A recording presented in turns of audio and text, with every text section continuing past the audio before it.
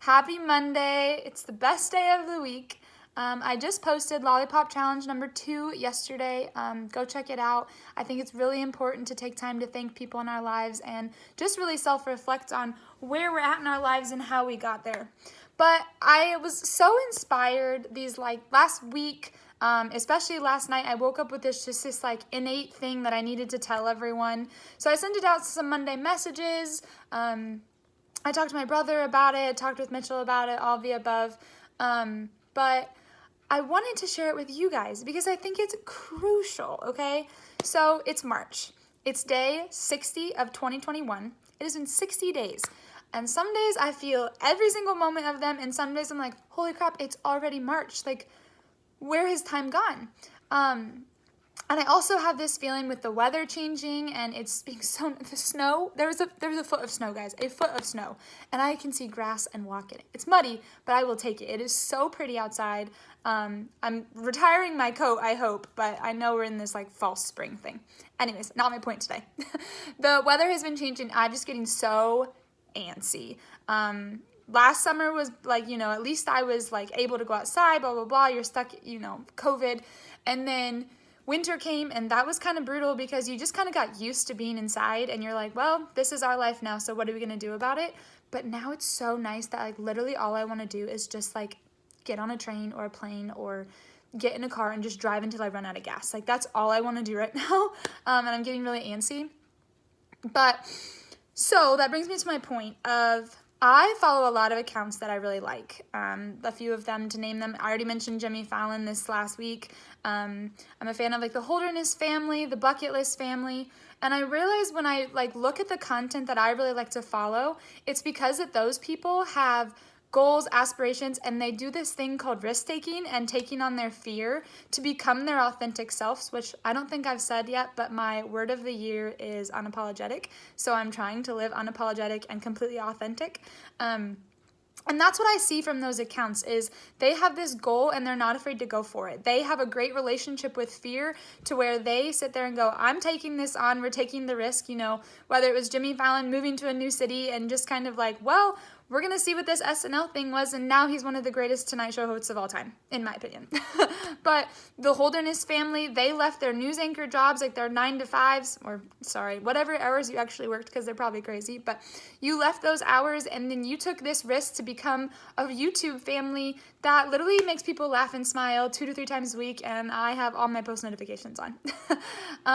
Or to the extremist of the extreme, the Bucket List family sold everything that they had to go on a worldwide adventure and traveled for 100-some weeks straight, sold their house, their car, and it was just them and their kids. And they had a kid along the way. They have 3 kids, and they live these extraordinary moments is what they call them, and I think it's fantastic.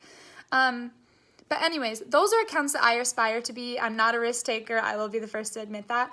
But I do aspire to do those things and just travel. I mean, adventure's out there, right? But anyways, I was sitting there watching Grey's Anatomy last night, as we all do, season 13. And one of the characters had breast cancer. And she passed away throughout the story. And her daughter, after she passed away, was giving these photos of all of the things that her mom did after her diagnosis. Her mom traveled to the Eiffel Tower and went skydiving and did all these crazy adventures as soon as she found out she had breast cancer. And it just sat there and made me think of all of the things that those accounts that I just mentioned and all the things that people do in life. I aspire to be those people because they're living their life right now. And when I watch that episode of Grey's, all I think about is, one, it's happy because look, she lived her life, but why did she wait to get her death sentence to have permission to go live out her dreams and all those things? When she found out a diagnosis, she made plans and a trip and she went and did all of those things and wanted to remember it all. But I guess I'm just challenging the concept of why don't you do that now? Why do we have to wait until we're on our deathbed to want to go live and fulfill our life? I've talked about it before when I talked about the epic moments about things that people regret in their life, and it's not spending enough time with friends or family, or not having the courage to go do something that you're afraid of, or traveling, those kind of things. So why do we wait until we're so deadline based? Okay, your boss says it has to be done by 5. You're not going to turn it until 5. because you have all this time.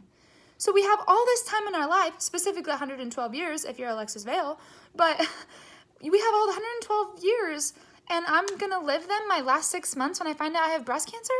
Like, don't get me wrong, this sentiment is really great, and I love that people just go out and live their life, but I'm challenging you and myself, because I don't follow this, and I aspire to be things like this, but I want to take on fear, and I want to go do things, and I want to take the risk, so then when I look at my life and I'm sitting on my deathbed, or when they give me my 2 weeks left, I can say, look at all these things, and I can reflect, instead of feeling like I have to go make all these new memories, because the memories I had in my life weren't fulfilling enough, or weren't satisfying.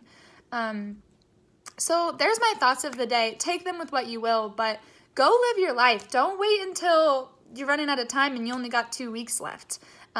It's like that song, Live Like You Were Dying by Tim McGraw. Go do it. Go live on the edge. I personally took this weekend and I'm planning some trips. We're going to do some things safely, of course. Please do not hear me just ignoring all COVID things, but do it safely. But we're going to go do them. We're going to just like have some fun, make some new plans, get out of the house as we can. Because it's been a year, guys. And I feel like the year, while it was a really rewarding year and I do appreciate 2020, I'm ready to go live it. So get out of the house when you can. Do things that inspire you, or just take on fear. Have that relationship with fear, and go live your life. So there's my Monday thoughts. Hope you have a wonderful, unapologetic, authentic week.